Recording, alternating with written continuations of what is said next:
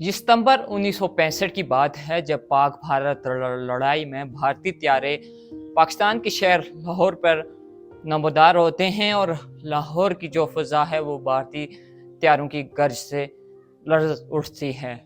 ہر جانب خوف و ہراس کے پہرے دکھائی دیتے ہیں اور ایک گھرانہ ہے جو اپنے گھر میں بیٹھے قرآن پاک کی تلاوت میں مصروف ہے۔ اسی گھرانے کا ایک فرد 13 سالہ نوجوان لڑکا اچانک وہاں سے اٹھتا ہے اور اپنے کمرے کی جانب بڑھتا ہے۔ اپنی الماری سے رائفل لیے بار کی جانب جا پہنچتا ہے۔ اس دوران محلے میں اعلان ہوتا ہے کہ اپنے وطن کی خاطر جو جان باز لڑنا چاہتا ہے وہ جس کے پاس جو میسر ہے اسلحہ لے کر حاضر ہو۔ جب یہ نوجوان وہاں پر پہنچتا ہے وہاں پر موجود افراد اسے بچہ سمجھ کر واپس دھکیل دیتے ہیں۔ گھر کی جانب بڑھتے غصے سے لال ہوا یہ لڑکا گھر آ پہنچتا ہے، لیکن وہاں پہ اسے اس کی ماں جھوٹی تسلیاں نہیں دیتی۔ ٹیپو سلطان کی کہانیاں سن کر بڑا ہونے والا یہ نوجوان جو سال 2023 میں غدار ریاست اور دہشت گرد کے القابات سے جانا اور موسوم کیا جاتا ہے، وہ کون تھا؟ بک ریویو نمبر 6 میں خوش آمدید کہتا ہوں۔ دوستو، امید ہے آپ خیریت سے ہوں گے۔ ایک لمبے عرصے کے بعد ایک اور بک ریویو لے کر آپ کی خدمت میں حاضر ہوا ہوں۔ میرے پاس آج بک موجود ہے میں اور میرا پاکستان، عمران خان کی مکمل بائیوگرافی ہے، جس میں عمران خان کی ازواجی زندگی، کھیل کود کے میدانوں اور دیگر جو ان کی زندگی کے اہم حصے ہیں اسے زیر بحث لایا گیا ہے۔ سب سے پہلے تو ہم عمران خان کی ابتدائی زندگی کے بارے میں اس ولاگ میں تبصرہ کرتے ہوئے آگے بڑھیں گے۔ لاہور زمان پارک میں پیدا ہونے والا یہ لڑکا ایلیٹ کلاس جو اچیسن کالج سے بڑھ کر جوان ہوتا ہے اور 4 بہنوں کا اکلوتا بھائی اپنی زندگی کی تمام تر چیزیں لیے آگے بڑھتا ہے۔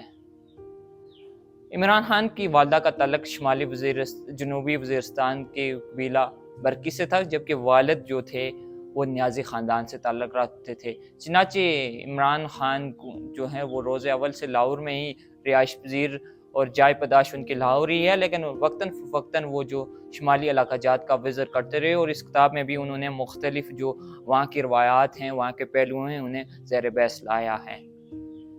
عمران خان اپنی اس کتاب میں لکھتے ہیں کہ 1968 میں جب لاہور سٹی کرکٹ ٹیم میں میری سلیکشن ہوئی تو میں وہاں پہ جا پہنچا اور میں نے وہاں پہ جا کر اپنے معاشرے کے جو 2 طبقات ہیں، اپنی اور ایلیٹ کلاس اور دوسرے جو لوگ ہیں، ان میں جو فرق محسوس کیا کہ ان کے سوچنے کی، ان کے مشاغل، ان کے لطیفے اور دنیا کے بارے میں بھی ان کی جو سوچ ہے وہ مختلف ہے، جبکہ ہماری مختلف ہے۔ عمران خان کو چونکہ بچپن سے کرکٹ کا شوق تھا اور وہ اکثر اپنی والدہ سے کہا کرتے تھے کہ میں کیا جنت میں بھی کرکٹ کھیل سکوں گا۔ چنانچہ یہ نوجوان بڑھتا ہوا آگے بڑھتا ہے اور 71 آ جاتا ہے اور 71 میں یہ پاکستان کی قومی کرکٹ ٹیم کا حصہ بن جاتا ہے، جہاں ایک جانب یہ نوجوان اپنا پروفیشنل کرکٹ کیریئر کا آغاز کرتا ہے تو دوسری جانب 1971 میں سقوط ڈھاکہ ہو جاتا ہے۔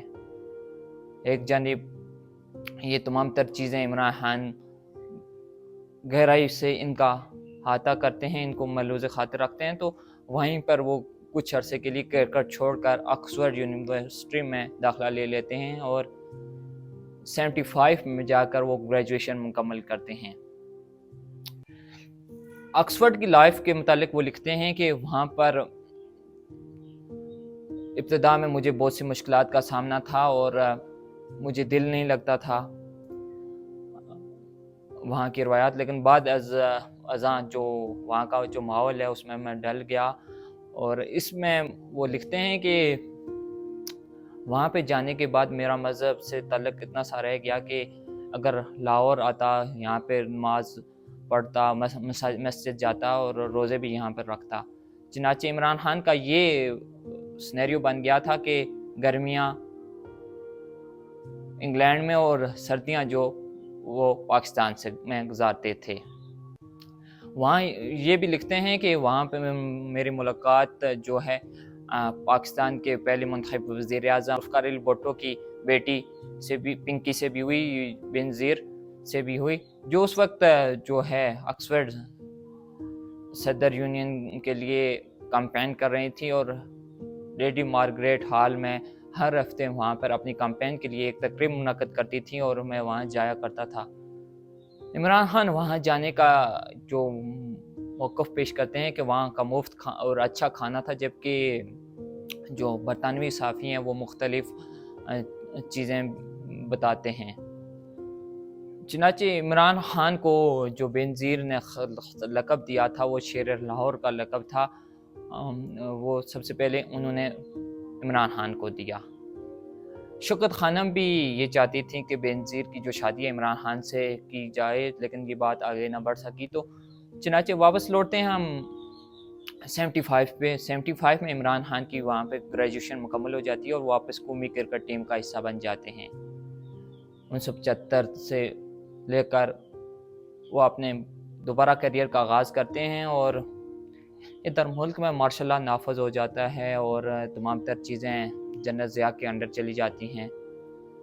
1982 میں وہ کھیل کا پاکستان میں سری لنکا کا پہلا دورہ ہوتا ہے اور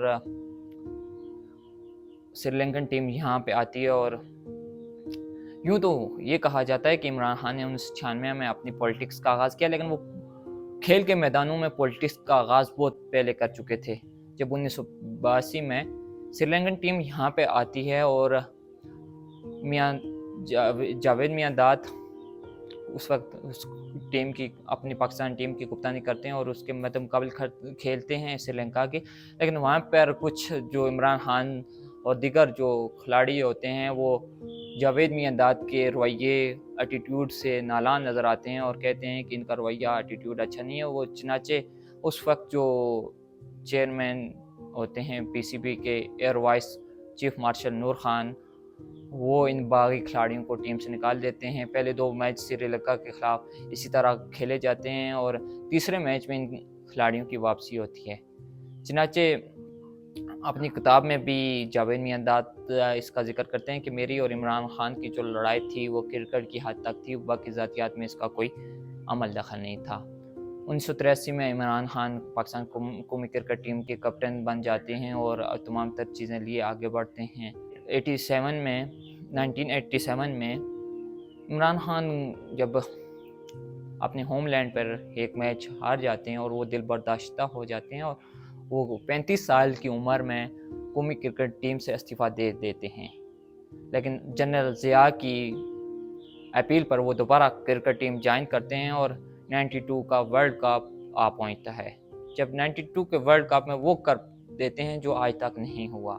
40 سال کے جو عمران خان ہیں، وہ جو پہلے صرف گیند بازی کرتے تھے، لیکن اب وہ انہوں نے بلہ بھی اٹھا لیا اور پاکستان کی تاریخ میں وہ کر دکھایا جس کی آج تک مثال نہیں ملتی۔ سیاست کے میدان میں بھی عمران خان جو ہیں وہ خاصے آگے بڑھتے ہیں اور وہاں پر ان پر الزامات بھی لگتے ہیں۔ عمران خان کو پلے بوائے کے نام سے بھی موسوم کیا جاتا ہے اور وہ ماضی میں اس طرح کی اپنے جو حرکات تھیں ان کو کس طرح بیان کرتے ہیں، یہ آپ بھی سن لیں۔ There was a point in my life I began to discover, the whole playboy scenario and relationships, they caused me far more headaches than the fun I got. ٹو کے ورلڈ کپ جیتنے کے 3 ماہ کے بعد ان پر ایک اور الزام عائد ہوتا ہے۔ کیلیفورنیا کی ایک ہسپتال میں گولڈن وائٹ کی بیٹی سیتا وائٹ کے ہاں ایک بیٹی کا جنم ہوتا ہے، جسے یہ منسوب کیا جاتا ہے کہ یہ عمران خان کی بیٹی ہے۔ نہ کبھی عمران خان نے اس بات سے انکار کیا ہے اور نہ ہی کبھی اس بات کا اقرار کیا ہے۔ 2004 میں سیتا وائٹ کی وفات کے بعد اس بیٹی کو عمران خان کی اہلیہ جمائمہ خان سیتا وائٹ اپنی دوست کے سپرد کر دیتی ہے اپنی. اس طرح یہ الزامات جو ہیں عمران خان پر ان کے سیاسی مخالفین کے لیے ایک سافٹ ٹارگٹ ہوتا ہے. کس طرح بات کر سکتا ہے اخلاقیات کی، اسلام کی باتیں کس طرح کرتا ہے؟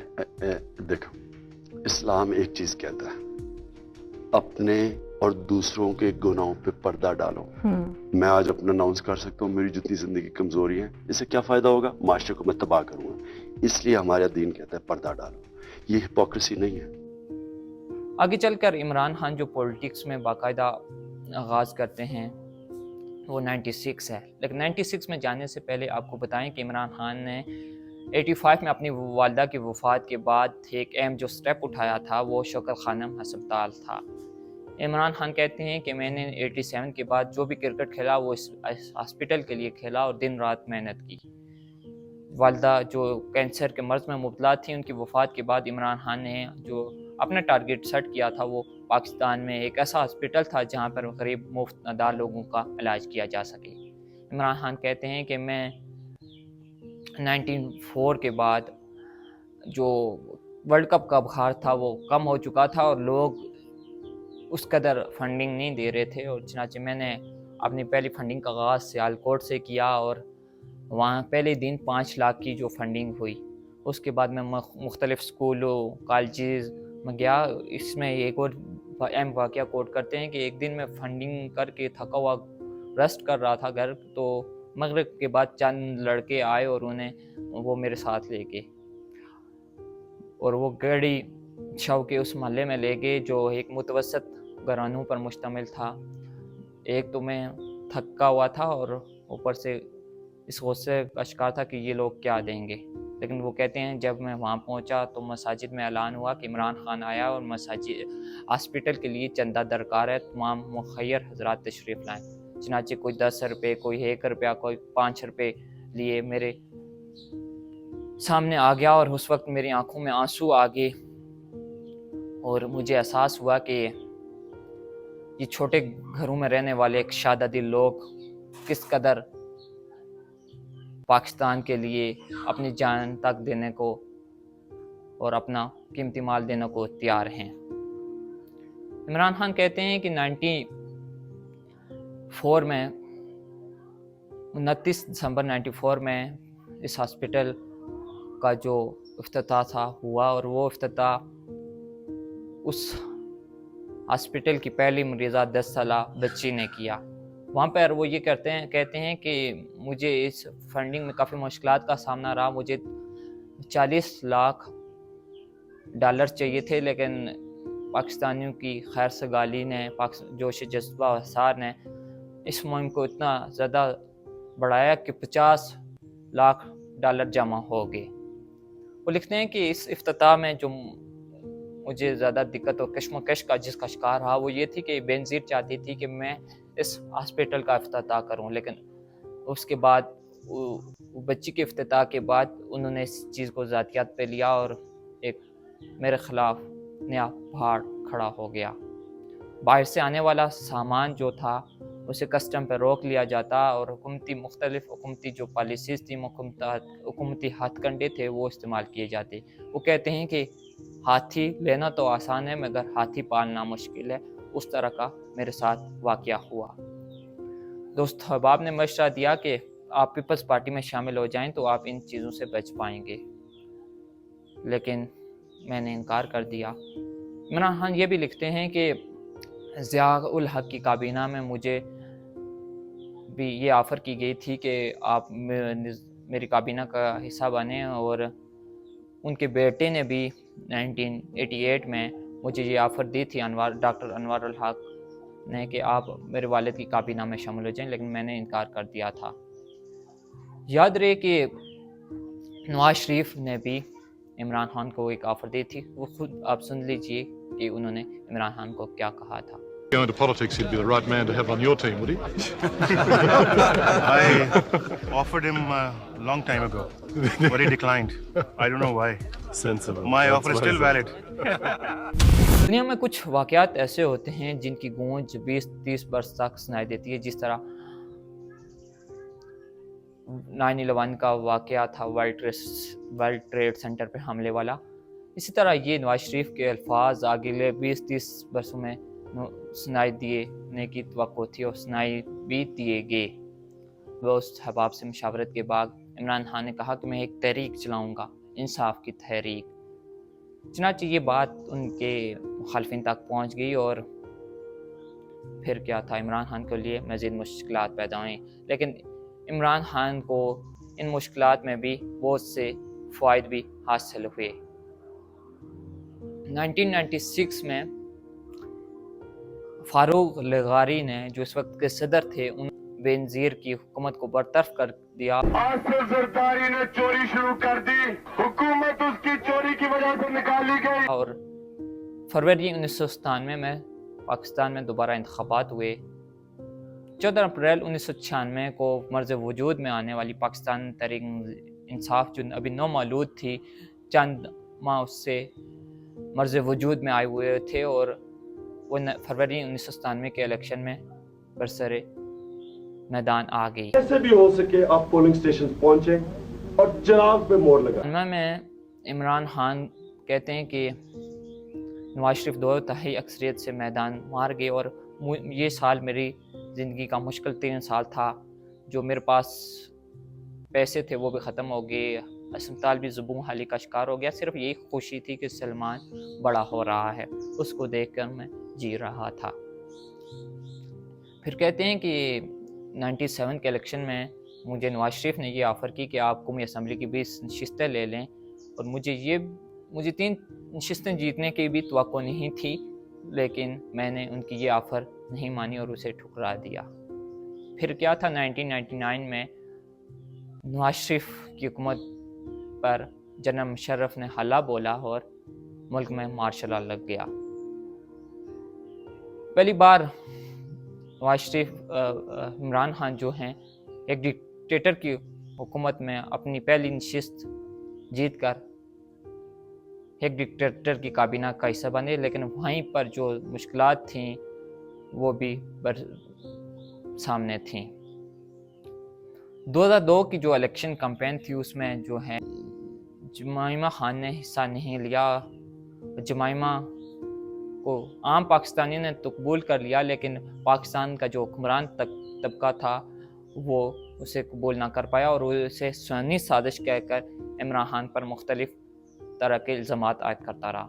ان تمام تر چیزوں سے دل برداشتہ ہو کر جمائمہ خان 2004 میں عمران خان سے علیحدہ ہو گئیں اور اس طرح عمران خان ایک اور کشمکش میں پھنس گئے.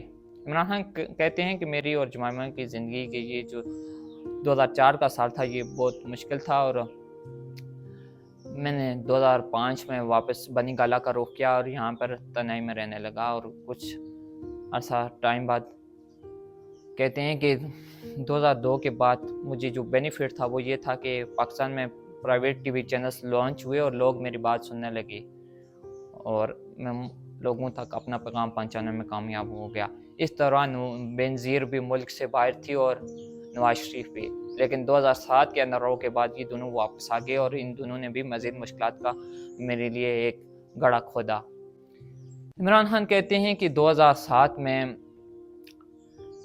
اپنی نظر بندی توڑ کر اپنے اسٹوڈنٹ سے انٹروڈکشن کے لیے پنجاب یونیورسٹی پہ پہنچا، لیکن وہاں پہ کچھ جماعت اسلامی کے اسٹوڈنٹ ونگ جمعیت کے کچھ طلباء مجھ پر حملہ آور ہوئے اور مجھے دھکا مکا کیا اور مجھ پر حلہ بول دیا.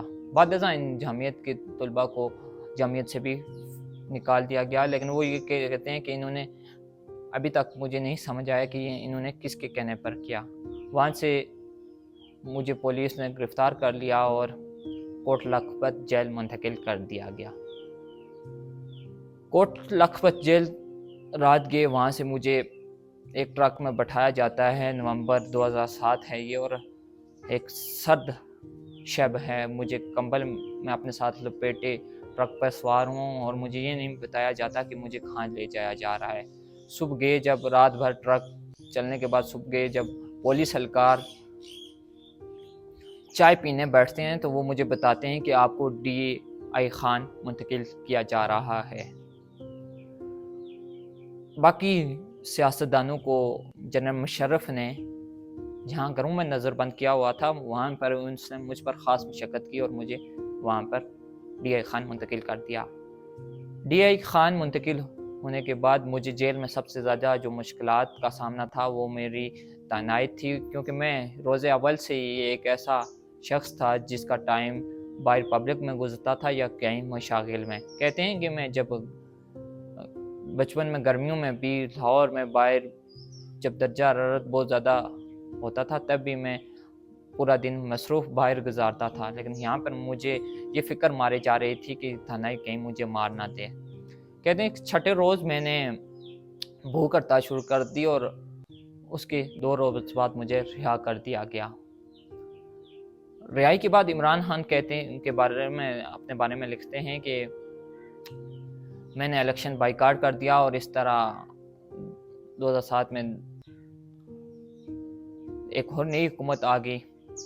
लेकिन आगे चल कर इमरान खान तमाम तर चीज़ें देखने के बाद 2011 में इमरान खान ने इस्टेब्लिशमेंट से समझौता कर लिया और इस्टेब्लिशमेंट से हाथ मिला लिया।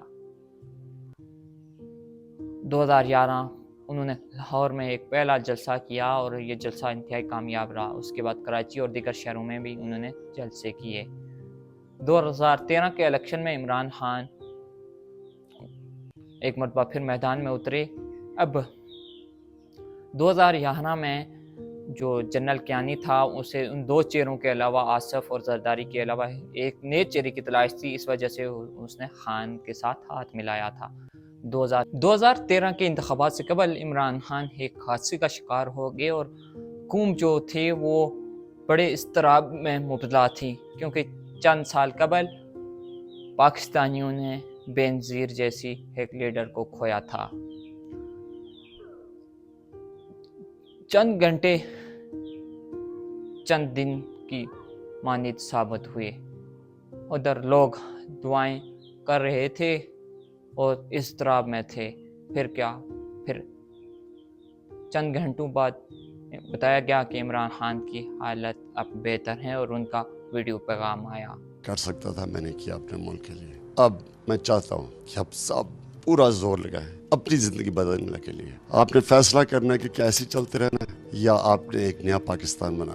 2013 के इंतखाबात में इमरान खान सिर्फ एक सूबा विन कर पाए, KPK, लेकिन उनकी नज़रें KPK की बजाय इस्लामाबाद पर नज़रें जमाई इमरान खान जलसे जुलूस रैलियां करते सड़क पर आ पहुँचे और उनका मुतालबा था कि 13 हलकों की जो है साफ़ और शफाफ तहकीकात करवाई जाएँ। 2014 आ पहुँचा, इमरान खान ने धरना दे दिया।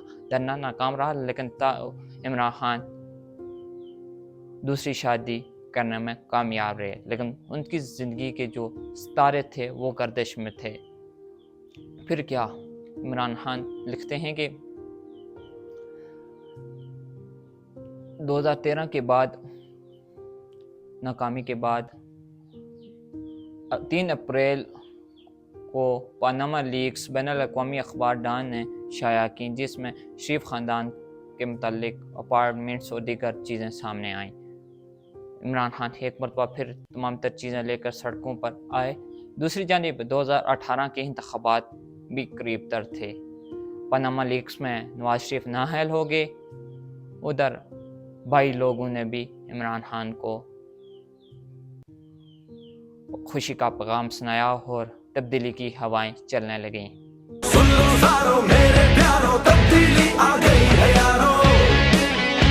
18 के बाद 26 जुलाई 2018 के इलेक्शन में इमरान खान वाज़ेह बरतरी के साथ आगे बढ़ रहे थे। 2018 के इलेक्शन में इमरान खान को बैसाखियों की ज़रूरत थी, जो काफ लीग और MKM के ज़रिए पूरी की गई। 2018 के इंतखाबात के बाद चंद ही लम्हात गुजरे थे और इमरान खान ने DG ISI आसम मुनीर को हटाकर जनरल फैज़ को उसकी जगह तैनात कर दिया। और इमरान खान जो हैं वो जो कॉरिडोर पर पहुँचे थे, पावर कॉरिडोर पर पहुँचे थे, वो 17 साल की जद्दोजहद के बाद पहुँचे थे।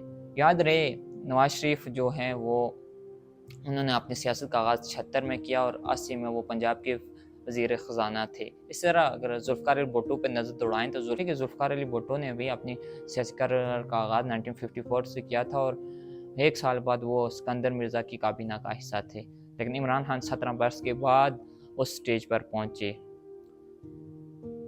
2018 کے بعد 2019 میں جب جنرل باجوہ کی ایکسٹینشن کا معاملہ آ پہنچا تو وہاں پر بھی کافی مشکلات کا سامنا رہا۔ عمران خان نے اگر انہیں ایکسٹینشن دی، جبکہ جولائی میں ایکسٹینشن دی، جبکہ اگست میں جا کر سپریم کورٹ کی جانب سے اس ایکسٹینشن کو معطل کر دیا۔ ادھر جب یہ تمام تر چیزیں جنرل باجوہ نے دیکھیں تو انہوں نے نواز شریف کے ساتھ ہاتھ بڑھانا شروع کر دیا اور نواز شریف کے جو پلیٹ لیٹس سے وہ گرتے گئے اور بالآخر نواز شریف لندن روانہ ہو گئے۔ لندن روانہ ہونے کے بعد وہاں سے وہ جنرل باجوہ کو اور جنرل فیض کو دھمکیاں لگانے لگے۔